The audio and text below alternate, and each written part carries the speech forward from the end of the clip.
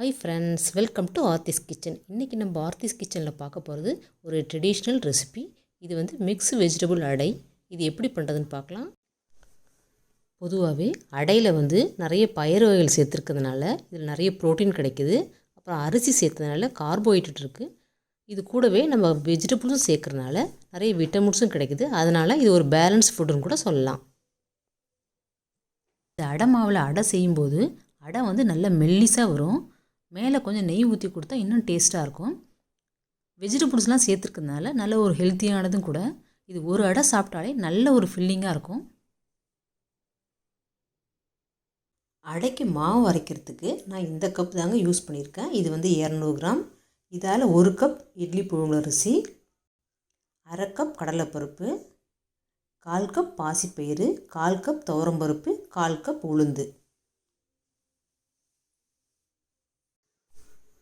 இப்போது அரிசியை தனியாக ஒரு பாத்திரத்தில் போட்டு கழுவி ஒரு 2 மணி நேரம் ஊற வச்சுக்கோங்க. அதே மாதிரி இந்த 4 பருப்பு வகைகளையும் ஒரே பாத்திரத்தில் போட்டு கழுவி அதையும் ஒரு 2 மணி நேரம் ஊற வச்சுக்கலாம். அரிசி ஊறினதுக்கப்புறம் மிக்ஸி ஜாரில் அரைக்கும்போது அது கூடவே மிளகாய் வத்தல், பூண்டு, பெருஞ்சீரகம் இது எல்லாத்தையும் போட்டு நல்லா நைஸாக அரைச்சிக்கணும்.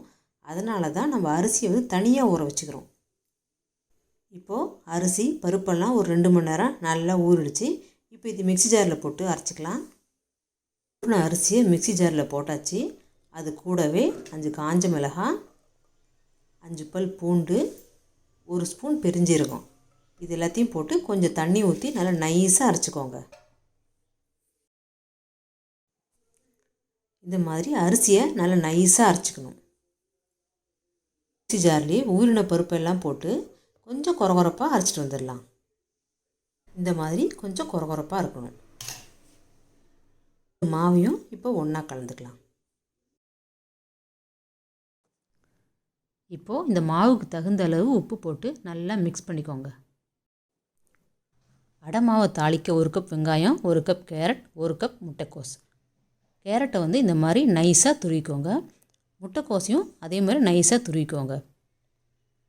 அப்புறம் தாளிக்கிறதுக்கு 1 ஸ்பூன் கடுகு, உளுத்தம்பருப்பு, ஜீரகம், அதுக்கப்புறம் கொஞ்சமாக இஞ்சி, பச்சை மிளகாய். இஞ்சியை வந்து நைஸாக துருவிக்கோங்க. அதுக்கப்புறம் கொஞ்சமாக கருவேப்பிலை, கொத்தமல்லி. இது எப்படி தாளிக்குதுன்னு பார்க்கலாம் வாங்க. முதல்ல ஸ்டவ்வில் ஒரு பேன் வச்சு 2 ஸ்பூன் எண்ணெய் ஊற்றிக்கோங்க. அதில் கடுகு 1 ஸ்பூன், உளுத்தம்பருப்பு 1 ஸ்பூன், ஜீரகம் 1 ஸ்பூன் போட்டு தாளிச்சிக்கோங்க. அடுத்தது இஞ்சி, பச்சை மிளகாய் போட்டு அதையும் தாளிச்சிக்கோங்க. அடுத்தது கருவேப்பிலை, கொத்தமல்லி போட்டுக்கோங்க. நம்ம கட் பண்ணி வச்ச 1 கப் வெங்காயத்தையும் போட்டுக்கலாம். வெங்காயம் ரொம்ப வதங்கணும்னு அவசியம் இல்லைங்க. லைட்டாக வதங்கினா போதும்.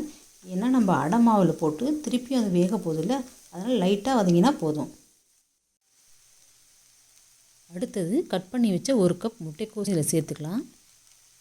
கேரட்டையும் முட்டைக்கோசையும் தவிர உங்களுக்கு குடமிளகா டேஸ்ட் பிடிக்குன்னா அதையுமே இந்த மாதிரி கட் பண்ணி வதக்கி அடை மாவில் சேர்த்து செஞ்சால் ரொம்ப டேஸ்ட்டாக இருக்கும் அடை.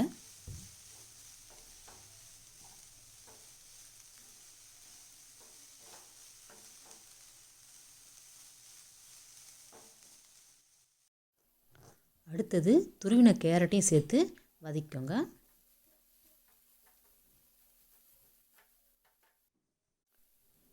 கடைசியாக கொஞ்சமாக பெருங்காயத்தூள் சேர்த்துக்கோங்க. அதையும் சேர்த்து வதக்கிக்கோங்க. இப்போது வதக்கினது எல்லாத்தையும் அடை மாவில் சேர்த்து கலந்துக்கோங்க. தேவைப்பட்டால் கொஞ்சமாக தண்ணி ஊற்றி தோசை மாவை விட கொஞ்சம் திக்காக இருக்கிற மாதிரி கலந்து வச்சுக்கோங்க. இந்த மாதிரி மாவை நல்லா கலக்கிக்கோங்க. உப்பெல்லாம் கரெக்டாக இருக்கான்னு இந்த ஸ்டேஜில் செக் பண்ணிக்கோங்க. இப்போ மாவு ரெடி. அடை மாவு இந்த மாதிரி இருக்கணும். ஸ்டவ்வில் தவா காஞ்ச உடனே ஒரு கரண்டி மாவு எடுத்து ஊற்றிக்கோங்க. இந்த மாதிரி நல்லா தேய்ச்சி விட்டுக்கோங்க. இது உடனே சுடுறதுனால தான் கொஞ்சம் அடை திக்காக இருக்க மாதிரி தெரியுது. ஒரு 2 மணி நேரம் புளிச்சதுக்கப்புறம் ஊற்றினாக்க இன்னுமே நல்லா வரும், மெல்லிஸாக வரும்.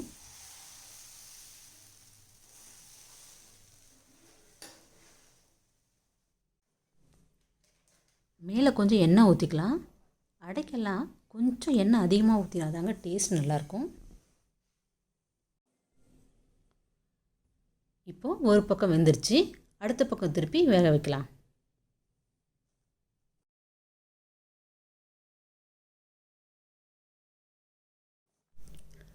இந்த மாதிரி லைட்டாக ப்ரெஸ் பண்ணி விட்டுக்கோங்க. அப்போ தான் அடை வந்து எல்லா இடத்துலையும் ஈவனாக வேகும்.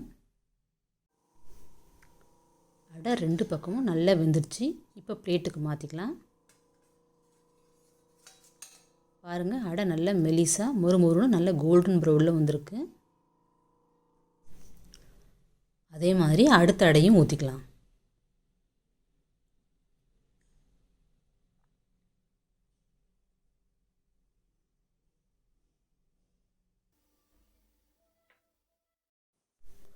ஒரு பக்கம் வெந்துருச்சு, அடுத்த பக்கம் திருப்பிக்கலாம்.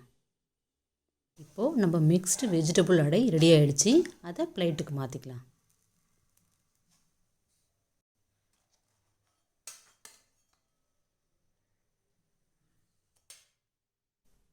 இந்த மிக்ஸ்டு வெஜிடபிள் அடைக்கு தேங்காய் சட்னி ரொம்ப நல்லாயிருக்கும். சிலர் வந்து வெல்லம், ரைத்தா இதெல்லாம் தொட்டு சாப்பிடுவாங்க. அதுவும் ரொம்ப நல்லாயிருக்கும். நீங்களும் உங்கள் வீட்டில் இந்த மிக்ஸ்டு வெஜிடபிள் அடையை ட்ரை பண்ணி பார்த்துட்டு எப்படி இருந்ததுன்னு உங்கள் ஃபீட்பேக்கை கொடுங்க. பிடிச்சிருந்தால் லைக் பண்ணுங்கள். உங்கள் வேல்யூபிள் கமெண்ட்ஸ் அண்ட் சஜஷனையும் கொடுங்க. ஆர்த்திஸ் கிச்சனை சப்ஸ்கிரைப் பண்ணிக்கோங்க. தேங்க்யூ.